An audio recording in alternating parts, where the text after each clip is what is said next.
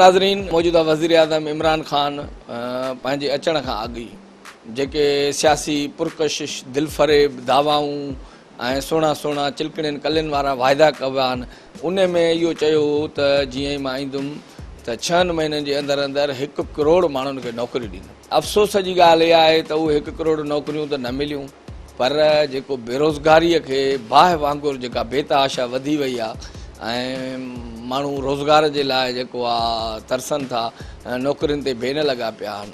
पर ॿिए तरफ़ वरी अहिड़े ई वक़्त में जेकॾहिं तव्हां कंहिंखे रोज़गार ॾेई त नथा सघो, कंहिंजो चुल्हो तव्हां जलाए त नथा सघो, पर कंहिंखे बुख जो खाज त न बनायो, त रेडियो पाकिस्तान जेका आहे PBC जेको पूरे पाकिस्तान में केतिरियूं रेडियो स्टेशनूं आहिनि, उन तां तक़रीबन महीनो ॾेढ थियो आहे त 350 मुलाज़िम कढिया विया पहिरियां, वरी ॿिए धक में 749 मुलाज़िम वरी 3 ॾींहं जेको आहिनि फ़ारिग़ कया विया आहिनि।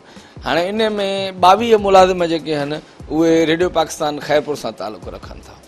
रेडियो पाकिस्तान जी जेका दुनिया आहे उहा आवाज़ जी दुनिया, हिकिड़नि दिलफ़रेब मिठड़नि रेशमी आवाज़नि जो सफ़र, ऐं उहो रेडियो जो हिकिड़ो उरूज हुयो, रेडियो जो हिकिड़ो दौर हो। उन दौर में केबल न हुई, उन दौर में डिश न हुई, उन दौर में टीवी जा चैनल न हुआ, ऐं उन वक़्त में ही रेडियो अहिड़ो हो जेको झर झंग बरनि पटनि में पहाड़नि ते दरियाहनि में ॿुधो वेंदो हो, ऐं करोड़नि जे तादाद में हिन जा जेके आहिनि लिसनर्स हूंदा हुआ।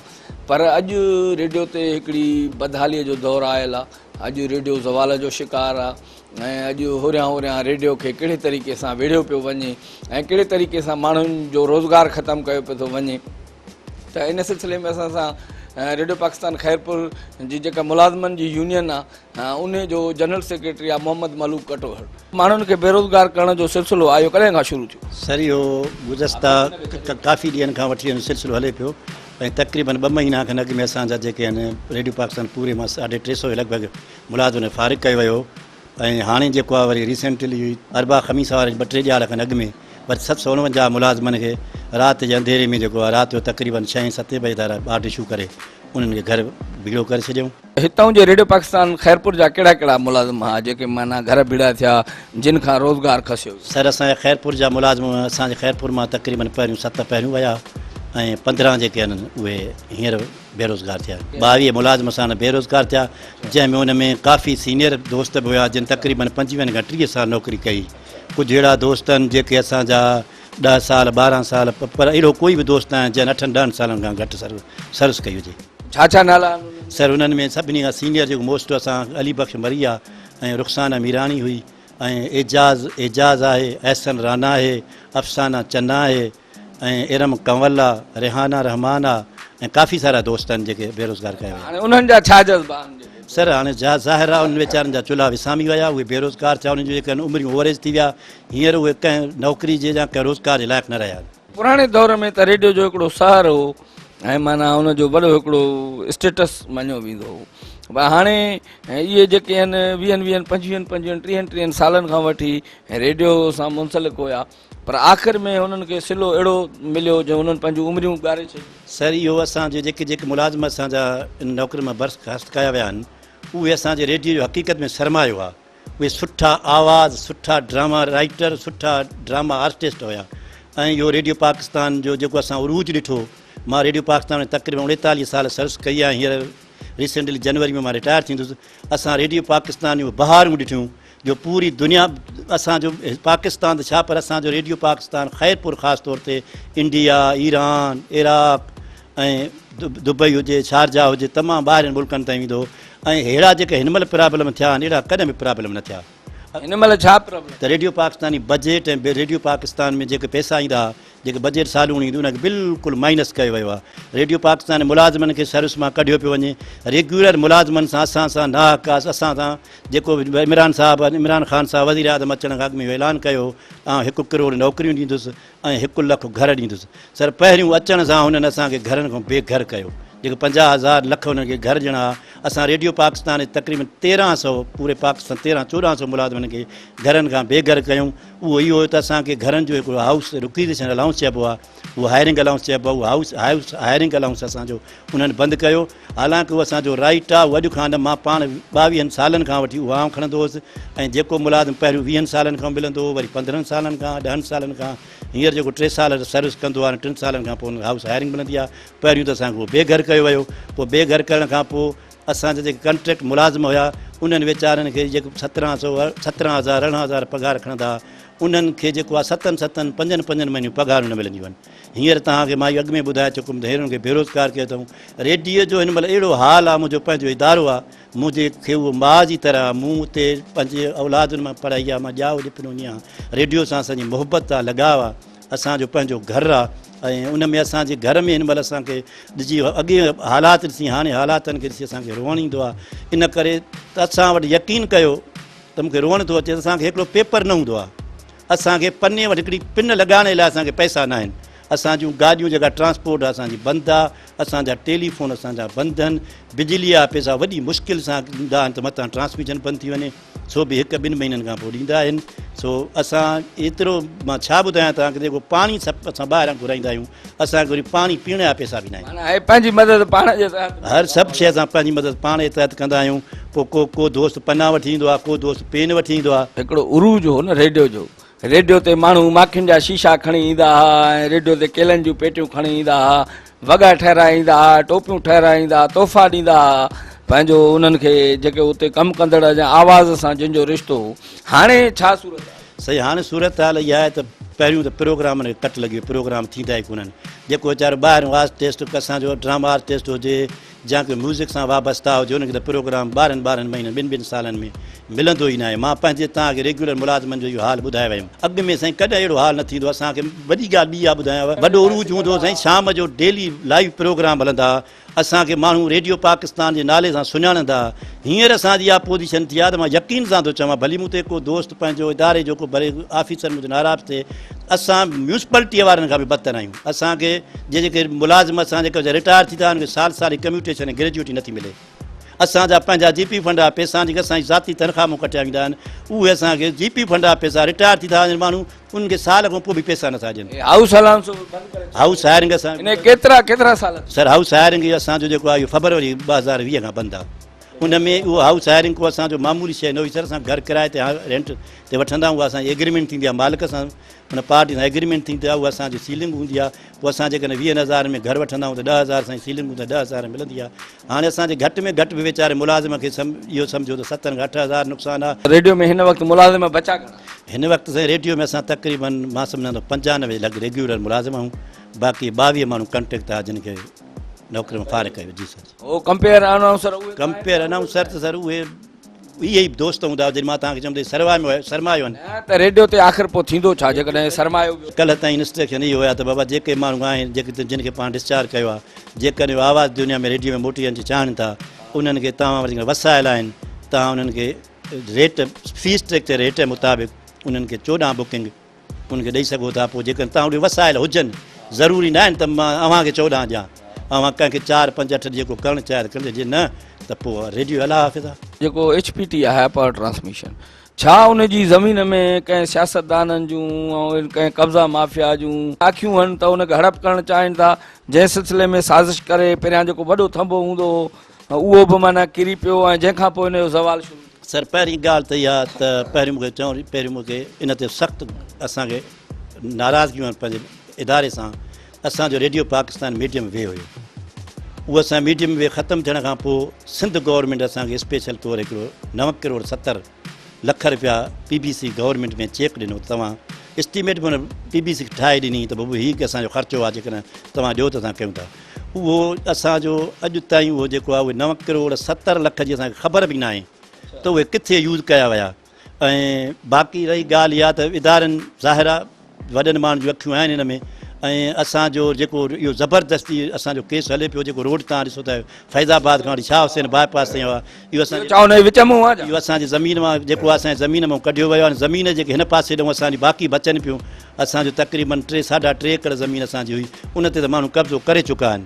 बाक़ी माण्हुनि खे नज़रुनि में आहे अञा केतिरी एकड़ हीअं अॻियां ताईं टोटल असांजी 96 एकड़ मां सम्झां थो 96 एकड़ ज़मीन आहे जंहिं मां 3.5 एकड़ या निकिरी बाक़ी ईअं सम्झो त 92 94 93 एकड़ इक्विपमेंट वाइज़ हींअर रेडियो कीअं आहे माना साज़ वॼाइण वारा वरी जेके हूंदा ड्रामा आर्टिस्ट उन्हनि जे लाइ हाणे उन लिहाज़ सर उहे सभु जेके इक्विपमेंट आहिनि उहे पुराणा आहिनि उहे बेकार आहिनि अॼुकल्ह जी जदीद दौरु आहे हे जेके हज़ारे कलाम हूंदा हुआ जेके रीलनि वारनि टेपुनि में त छा उहे कन्वर्ट कया विया डिजिटलाइज़ उन्हनि खे कयो वियो उन्हनि खे महफ़ूज़ कयो वियो सर उहे असांजा जेके हिते इंजीनियर आहिनि ऐं असांजो हिकिड़ो दोस्त मां वरी नालो हुनजो खणंदुसि वरी रेडिमेड महिनत कई सोणे गान कटवर ऐं इंजीनियर आहिनि उहो असांजो रिकॉर्ड जेको आहे महफ़ूज़ आहे पुराणा गाना इहा बिल्कुलु मां हुनखे क्रेडिट ॾींदुसि पंहिंजे मुलाज़िम रेडियो पाकिस्तान इंजीनियरनि खे ऐं प्रोड्यूसरनि खे त उहो हुननि महफ़ूज़ करे रखियो आहे अच्छा हाणे तव्हांजी छा तजवीज़ आहे छा थियणु खपे जंहिंसां हो कॉन्ट्रेक्ट वारनि जो त न रोज़गार जो मसइलो हल थिए पर तव्हांजा जेके बुनियादी मसइला आहिनि उहे कहिड़ा असांजी सभ खां पहिरियों ॻाल्हि त इहा त असांजो मीडियम बि बहाल थिए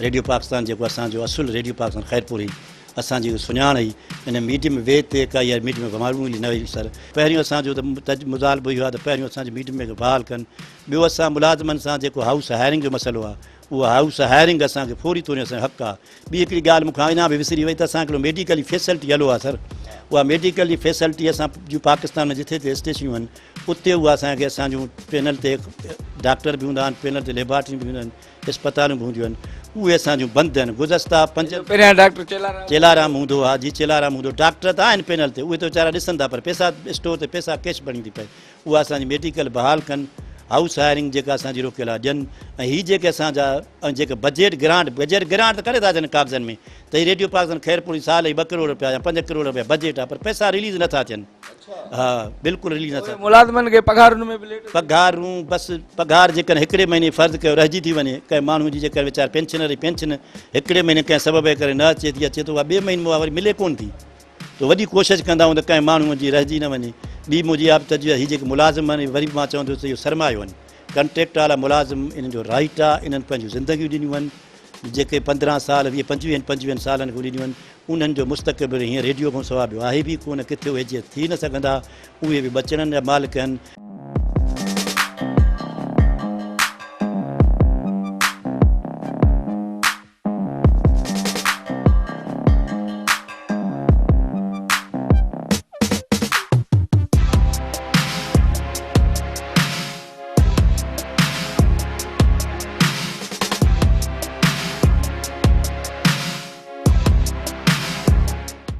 नाज़रीन असां सां मौजूदु आहे रेडियो पाकिस्तान ख़ैरपुर जो हिकिड़ो मशहूरु कंपेयर बि ऐं आवाज़ जी दुनिया जो हिकिड़ो वॾो बादशाह एहसन राना कितने साल तक आपने रेडियो में काम किया और आखिर में आपको क्या सिला मिला तकरीबन 30 साल से रेडियो को अपनी खिदमत देता रहा और कौन कौन है आपकी फैमिली में से मेरी फैमिली से मेरी भतीजियों ने भी काम किया लेकिन सबसे पहले मेरे बिरादर सिंधी में सिंगर रहे फनकार और अनवार हुसैन राना उनके आज भी रेडियो पाकिस्तान पर तकरीबन 40 से 50 कलाम नशर होते हैं।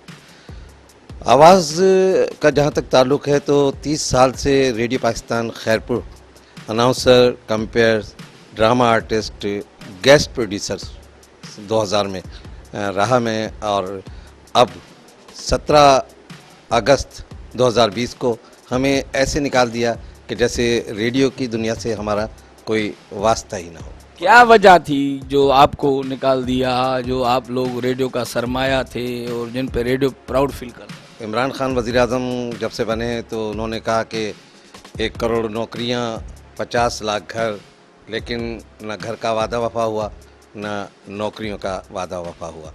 हम कॉन्ट्रैक्ट पर मुलाजिम 26 बुकिंग का मेरा ऑर्डर था 2016 में और 1000 पर डे के हवाले से, लेकिन 26,000 में से भी 22 बुकिंग मुझे दी जाती थी जिसमें से 22,000 मुझे दिए जाते थे और उसमें से 4,000 रुपये हर माह टैक्स मेरा कटता था। सिर्फ 18,000 रुपये मुझे हर महीने दिए जाते थे जिसके लिए मैं सुबह से लेकर रात तक सुबह के प्रोग्राम रात के प्रोग्राम बास गश्त के अलावा प्रोग्रामों की जो भी काम था वो आप एडिट भी खुद करते? एडिट मैं खुद करता हूँ, इसके अलावा डबिंग वगैरह जो भी काम है अल्लाह का शुक्र है मैं खुद कर लेता हूँ। कि आखिर में ये फिर आपको मंजिल क्या मिली? मंजिल ये मिली, वफा की कहानी इख्तिताम पजीर यहाँ हुई कि 17 अगस्त को एक कलम की जुम्बिश से हमें फारिग कर दिया गया। आपको पहले कोई नोटिस वगैरह जहाँ कुछ कहा गया? कुछ भी नहीं कहा गया, कोई इतला नहीं दी गई। 17 तारीख को एक ऑर्डर आया और कहा गया कि भाई इन सबको फारिग किया जा रहा है जो 21 और 26 बुकिंग पर थे। और फिर 20 तारीख ये जो रवा माह की अक्टूबर की एक नया ऑर्डर आया जिसमें 749 हमारे मुलाजमीन जो थे कॉन्ट्रैक्ट के पूरे पाकिस्तान से 21 बुकिंग, 26 बुकिंग, गेस्ट प्रोड्यूसर और रिसोर्स पर्सन, MMS जो भी थे मकसद काम करने वाले, उन सबको ऐसे फारिग कर दिया गया जैसे इनका कभी कोई ताल्लुक रहा ही ना हो। किसी का भी रोजगार छिन जाता है, बच्चों की रोटी, एक चूल्हा जलने का जरिया, उसके दिल पे क्या गुजरती है या उसके घर की क्या हालत? अब मैं तमाम लोगों की तरफ से अपनी तो बताऊं कि मैं 5 बेटियां मेरी और सब पढ़ भी रही हैं और सब जवान हैं।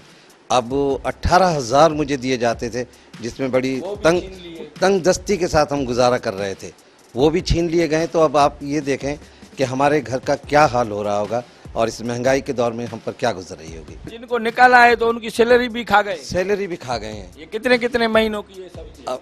अब मैं आपको बताऊं कि जुलाई, अगस्त, सितंबर 2019, फिर 2020 में कोविड-19 आया तो उसमें हमारी अप्रैल और मई की वो सैलरी नहीं दी गई।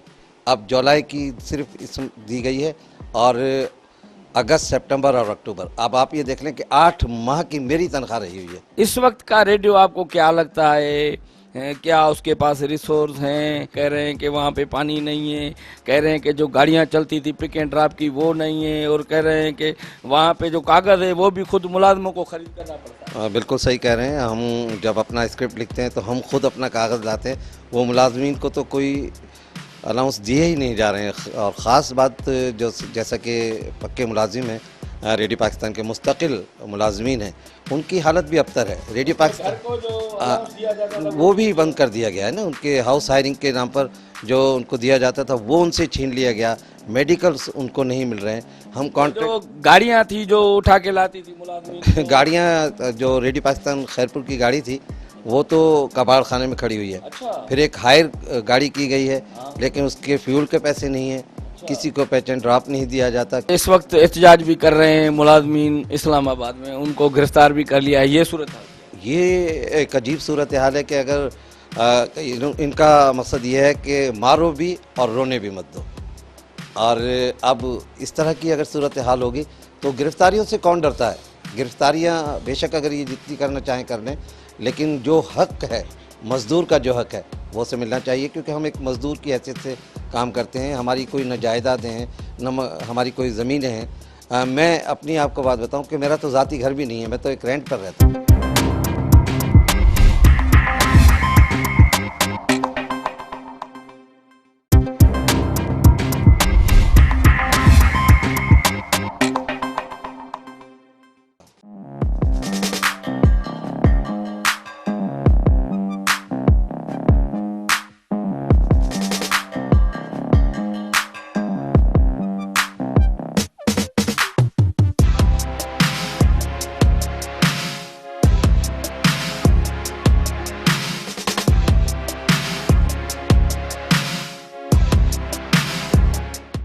नादरीन, असां सां मौजूदु आहे रेडियो पाकिस्तान खैरपुर जो अॻूणो कॉन्ट्रैक्टरी प्रोड्यूसर एजाज़ वसाण। केतिरा साल तव्हां रेडियो खे ॾिना पिया? तक़रीबन 2000 मां 6 में आयो आहियां। मूंखे तक़रीबन 14-15 साल थी वियो आहे हिते रेडियो पाकिस्तान में कमु कंदे, माना कमु कंदे। पर हाणे त उन्हनि असांखे नाइंसाफ़ी या खणी असां जेको बि चऊं कढी छॾियो अथऊं।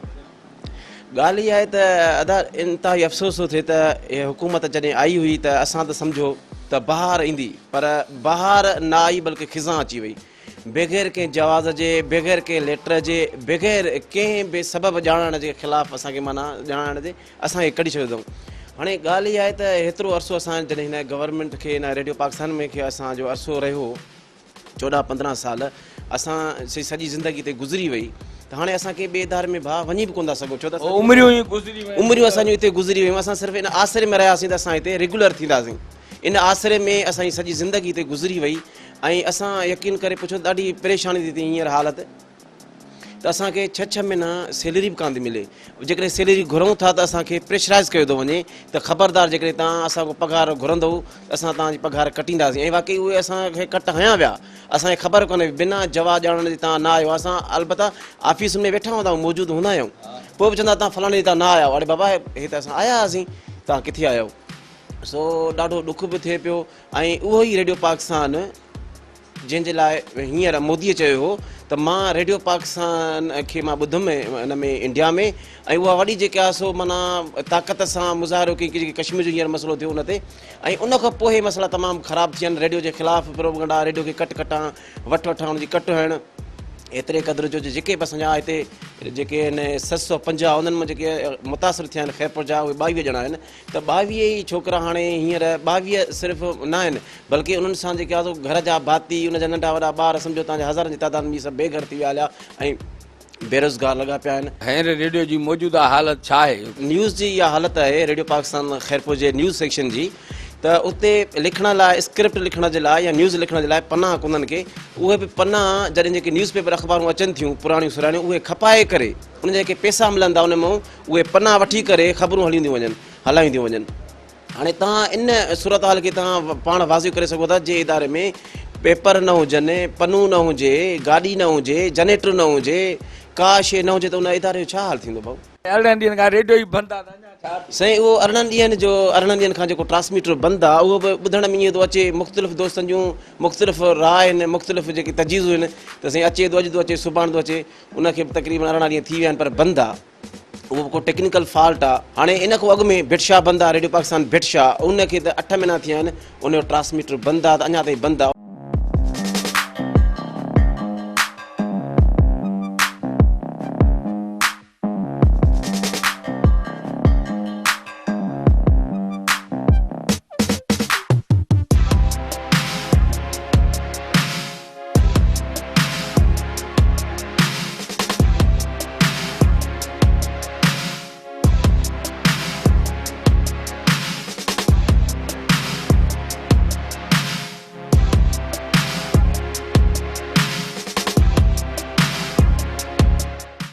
पंहिंजो तारीफ़ करायो। साईं मुंहिंजो नालो इफ़्तिखार अहमद आहे ऐं मां हाई पावर ट्रांसमीटर ते कमु कयां पियो गुज़िरियल 6 सालनि खां। छाजे करे तव्हांखे कढियो? साईं इहा का ख़बर न आहे, को असांखे नोटिफिकेशन न ॾिनो अथनि, अचानक बसि असांजे लिस्ट में तव्हांजो नालो आयो? जी लिस्ट में नालो आयो आहे। त मतिलबु पहिरियां घणी पघार तव्हांखे महीने में मिले? मुंहिंजी सर 20,800 पघार हुई। 800 रुपया पर डे डेली वेजिस ते मां कमु कयां पियो। जी गुज़िरियल 6 सालनि खां बिना नोटिस असांखे कढियो वियो आहे। हाणे तव्हां छा था चाहियो? साईं असां चाहियूं था त असांखे ॿीहर वापसि रखी वञे ऐं रेगुलर कयूं वञे।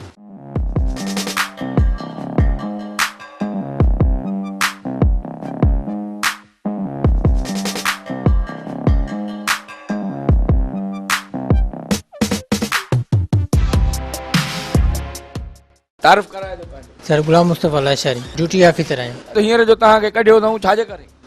असांखे साईं बेगुनाह कढियो अथऊं, असांजी रोज़ी बंदि कई अथऊं। घणी पघार हुई तव्हांजी? सर तक़रीबन 20,000। 20,000 रुपया हुई? हा। केतिरनि सालनि खां वठी तव्हां बीठा? 2006 खां वठी ताईं। 2006 खां? हा। 14 साल थी विया। जी 14 साल थी विया आहिनि असांखे। वरी हिकिड़े मिंट में तव्हांखे कढी छॾियो? जी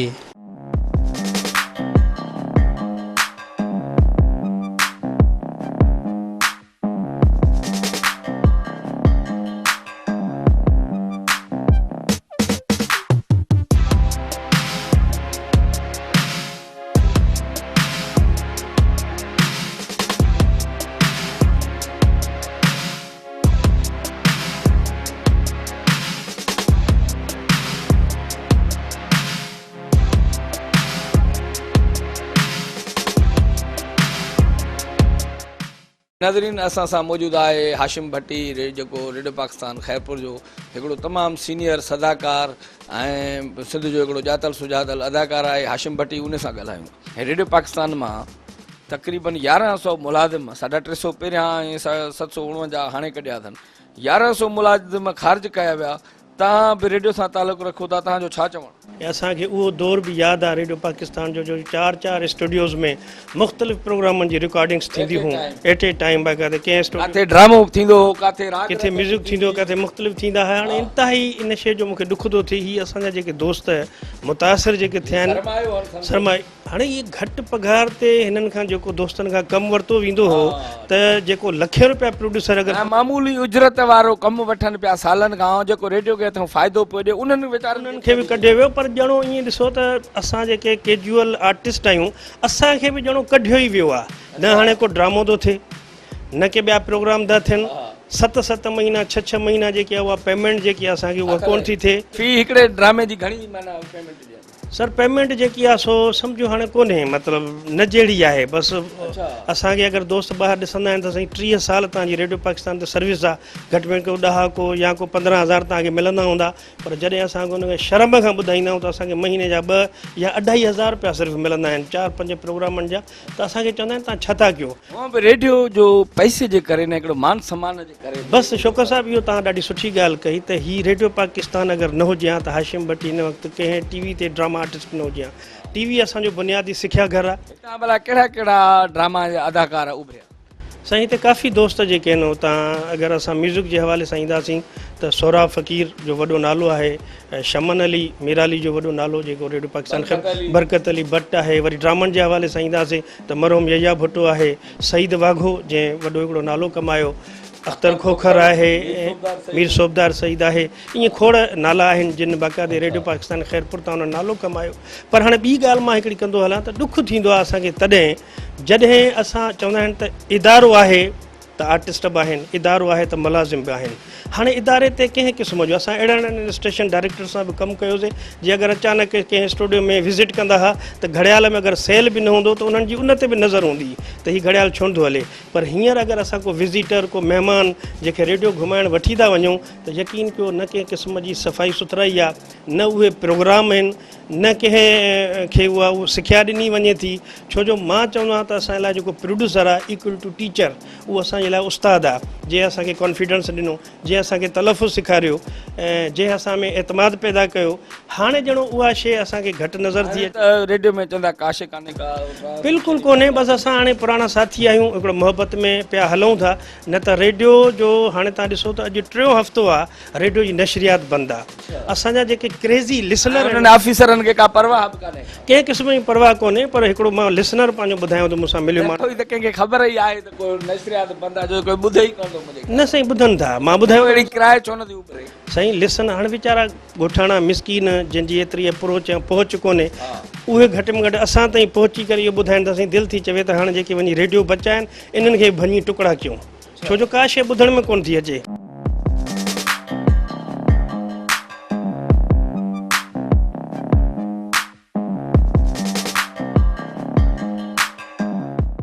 असां सां मौजूदु आहे अपा ज़ुबैदा गांगरो। रेडियो पाकिस्तान मां 1100 मुलाज़िम फ़ारिग़ कया, उन जे बारे में तव्हां छा चओ? इहा ॾाढी अफ़सोस जी ख़बर आहे त असांजे मुल्क में पहिरियां ई बेरोज़गारी एतिरी घणी आहे, ऐं वरी एतिरनि माण्हुनि खे जॾहिं बेरोज़गार कयो आहे त उन्हनि जे घर जो हाल छा हूंदो। तो मां इहो ॾाढे अफ़सोस सां चवंदमि त जॾहिं इमरान ख़ान जी हुकूमत आई हुई त उन इहा ॻाल्हि कई हुई त मां बेरोज़गारी ख़तमु कंदमि, हर घर जेको आहे ख़ुशहाल हूंदो, को बेरोज़गार न हूंदो। पर मोट में जेको आहे सो असांखे अहिड़े क़िस्म जा उहो तोहफ़ा ॾिए थो पियो त हेतिरा माण्हू बेरोज़गार करे थो। 1100 माण्हू कोन बेरोज़गार थिया आहिनि, 1100 खां वधीक माण्हू बेरोज़गार थिया आहिनि। ऐं बुख बिल्कुलु बिल्कुलु इहो हज़ारनि जी तइदाद में हलियो थो वञे। जॾहिं असां सवनि जो हिसाबु कयूं था त हिकु माण्हू असां 5, 7, 8, 10 फैमिली मेंबर। हुन में ख़ैरपुर रेडियो जा जेके आहिनि 22 ॼणा शामिल खे 30 सालनि खां वठी त ॾाढी अफ़सोस जी ॻाल्हि आहे त ख़ैरपुर रेडियो असां वटि इहे अहिड़ा इदारा आहिनि जेके पूरे समाज जी, पूरे मुआशिरे जी अकासी करनि था ऐं उन्हनि जा ॾुख दर्द सभु शयुनि खे साम्हूं आणनि था। जॾहिं उन्हनि साईं अहिड़े क़िस्म जो वहिंवार कयो वञे त पोइ मूंखे ॿुधायो त कंहिं ग़रीब माण्हूअ सां कहिड़ो हूंदो।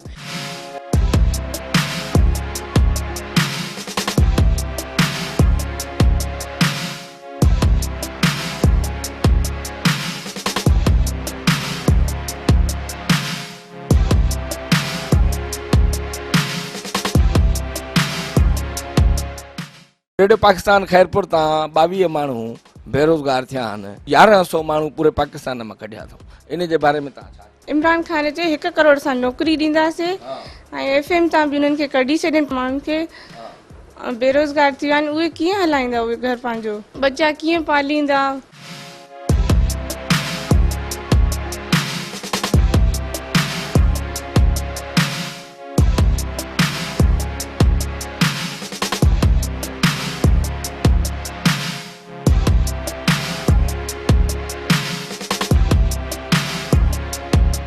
रेडियो पाकिस्तान खैरपुर मां 22 माना माण्हुनि खे जेके 30 सालनि 40 सालनि खां नौकरी कंदा पिया अचनि, उन्हनि खे हिकदमि कढियो वियो आहे। या पूरे पाकिस्तान मां 1 लेटर जे ज़रिए 749 जेको आहे कढिया विया आहिनि। पहिरियां 350 निकिरी चुका आहिनि, 1100 माण्हुनि खे बेरोज़गार कयो वियो आहे। तव्हां छा चओ? मां चवां थी त ग़लति कयो अथनि इमरान अची करे ऐं इलाही नुक़सानु करे छॾियो माण्हुनि जो। पहिरियां वाइदा कयईं त मां हिननि खे हेतिरी नौकरियूं ॾींदमि, पोइ अची करे सॼियूं ॻाल्हियूं तां फिरी वियो, उन्हनि खे ॾिनई न। इलाही छोकिरियूं छोकिरा जेके वीचारा आहिनि परेशान थी विया आहिनि, एॾा पढ़ी करे बि उन्हनि खे कुझु बि नथो मिले। पोइ हर घर में इलाही पढ़ियल बि आहिनि, उन्हनि खे कुझु अचे ई नथो।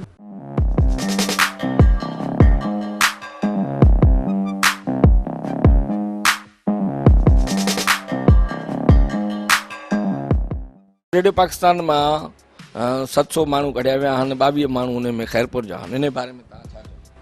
असांखे तमामु घणो अफ़सोस सां इहो चवणो थो पए त इहो इलाही ग़लति थियो आहे। एतिरा माण्हू बेरोज़गार थी विया आहिनि। इन्हनि जे घरनि में जेके बेरोज़गार पहिरियां बि ज़ाहिर 1-2 हर घर में कमाइण वारो हूंदो आहे, मौजूदु हूंदो आहे, घणनि खे नौकरियूं न हूंदियूं आहिनि। वरी जेके कमाइण वारा आहिनि उहे बि बेरोज़गार थी वञनि त पोइ उन घर जा हालात त असां वधीक बहितर सम्झूं था, छो त जेको माण्हू बेरोज़गार हूंदो आहे उहे माण्हू वधीक सम्झनि था। असां हुकूमत खां इहा ई अपील कंदासीं उन्हनि माण्हुनि जे लाइ त उन्हनि खे रोज़गार ॾिनो वञे। जंहिं घर में हाणे अॼु जे दौर में मर्द ऐं औरत ॿई जेकॾहिं मिली करे कमाइनि था तॾहिं हिकिड़ो घर हले थो। ऐं जेकॾहिं उहे नथा हलाइनि त पोइ उन्हनि घर पंहिंजे ॿारनि खे तालीम बि नथा ॾेई सघनि उहे सुठी तरह सां, ऐं उन्हनि जो मुस्तक़बिल नथा ठाहे सघनि। उन्हनि ॿारनि जो उन्हनि जो हक़ आहे त उन्हनि खे बि हिकु बहितर मुस्तक़बिल ॾिनो वञे, उन्हनि खे तालीम ॾिनी वञे। ऐं जेके माण्हू पोरियो करनि था, महिनत करनि था, पंहिंजे बच्चनि जे लाइ जेको रोज़गार करनि था, त उन्हनि खे बि उन्हनि जे ॿारनि खे बि हक़ आहे त उहे कामयाबु ज़िंदगी गुज़ारनि।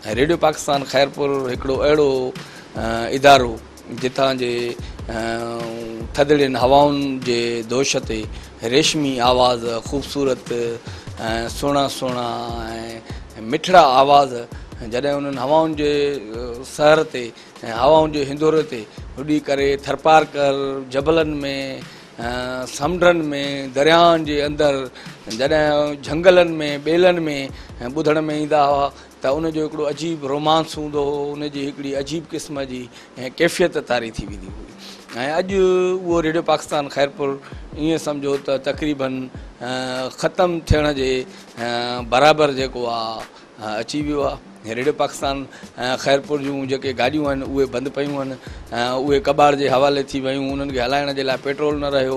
हिकिड़ो हेवी जनरेटर जेको नशरियात खे जेकॾहिं पंहिंजो कंहिं महिल बि रुकावट अचे, बिजली वञे हली त हू 30 सेकंडनि जे अंदरि अंदरि वरी रेडियो जी नशरियात खे बहाल कंदो। उहो ख़राबु थी वियो, उहा शइ ख़तमु थी वई। उन खां पोइ रेडियो जा फ़ोन कटिजी विया। उन खां पोइ रेडियो में पाणीअ जो सिरिश्तो न रहियो। उन खां पोइ रेडियो में पने वठण जो बि पैसो न रहियो।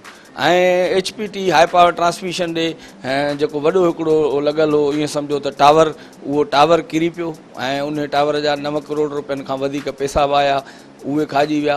हिन जी ईअं सम्झो 90 एकड़ जे लॻभॻि HPT जी ज़मीन आहे, उन में माण्हुनि जूं अखियूं। ऐं हिकिड़े ख़ूबसूरत इदारे खे, हिकिड़े मुक़दस इदारे खे, हिकिड़ा सवें घर पालण वारे, सवें घरनि जे चुल्हो हलाइण वारे इदारे रेडियो पाकिस्तान खे कहिड़े तरीक़े सां बर्बादु कयो वियो। हिकिड़ो उर्दूअ जो शेर थो तव्हांखे ॿुधायां। दीवार क्या गिरी मेरे कच्चे मकान की, लोगों ने आने जाने का रास्ता बना लिया। इजाज़त ॾींदा पंहिंजे मेज़बान शौकत नूनारीअ खे। सदाईं गॾु।